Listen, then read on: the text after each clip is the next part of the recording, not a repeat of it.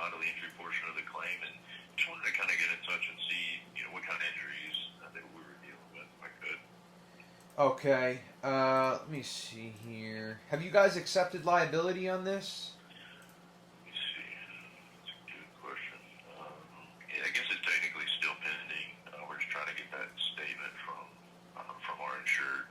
Okay. Yeah, I mean, at least at our office, we kind of try to do one step at a time. So I don't mind giving you a brief on our injuries, but we would want to hear that you guys have accepted liability and that you're, handling the property damage, and then we could do that for you guys. Okay. I can understand that. All right. Appreciate your time. You have a great rest of your day. You got it. Have a good one. You too. All right, so this is a common thing that auto insurance companies do. They call our office and say, hey, can you let me know what injuries your clients have? Now, the reason why they do this is because they want to understand how much exposure that they have as an insurance company. And what I mean by that is, what is the potential value of somebody's case, which also means that that's going to be an amount of money that the insurance company has to pay out on this claim. So they kind of want to feel you out and be like, have your clients broken any bones? Do they just have soft tissue damage? Do they just have a sprain and they're going to heal up pretty quick? They try to fish for this information to see if they can find out, like I said, how much exposure they have on the claim. Now, at least for me, I don't ever give any injury information until they fully accept responsibility for the accident.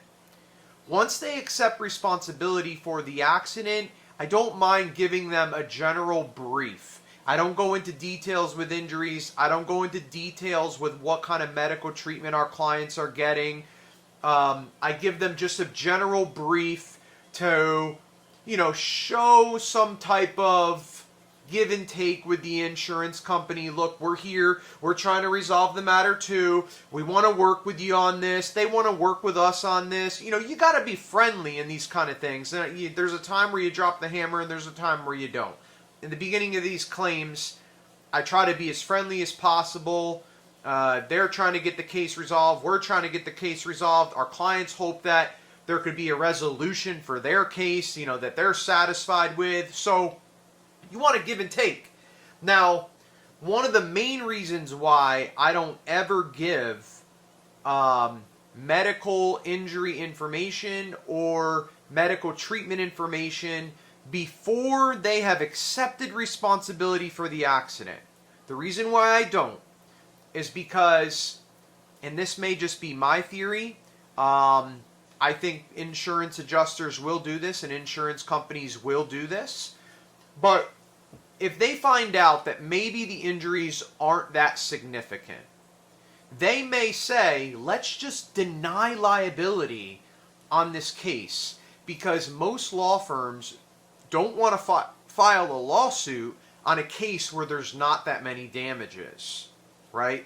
So the insurance is like, oh, they're only going to have like $5-10 grand in medical bills. Let's just deny liability even though we know we're at fault for this. Let's just deny liability, and then it will force the law firm to have to file a lawsuit on a case that may not have that much value to it. Okay? So I don't like to give that information out. Now, I'm not saying that all insurance adjusters and companies do this, but some do, and I know that they do. The other reason why I don't like to give this information out, especially early on in the case, because if they call me within the first week and they say, what are their injuries? And I'm like, well, his main complaints are to his neck and back. And then he goes or she goes through medical treatment for, a couple weeks. And the doctor starts to determine that, it's kind of a lower neck issue that you're experiencing, which is actually coming from the shoulder. And then all of a sudden, shoulder injury shows up in the medical records, and the insurance says, well, you told us that it was only the back and the neck, and now there's a shoulder injury on the medical record, so, we don't want to pay for that. They try to pin you down any way that they can. They try to nickel and dime you any way that they can. And this is why I don't usually partake in these kind of conversations. Like I said, once they accept responsibility and they're fixing our client's car, I don't mind giving them the brief, but before that, it's a no-go for me. All right, so if you would like a free case evaluation for your car accident case, you could text or call me at 832-925-2030. You can also go to texascaraccidents.com. There's a load of information on the website that can give you a lot of answers to your car accident case. But yeah, give me a call or text me. It's a free case evaluation. I'm not here to sell anyone. I'm just here to educate people on what kind of case they have, you know, what would be the right steps forward in their kind of case, and then whether I think that having a legal team on their side could be beneficial. If I feel like it's not beneficial, I'll just tell you, look, there's no reason for you to get a law firm involved that's just going to take a piece of the pie.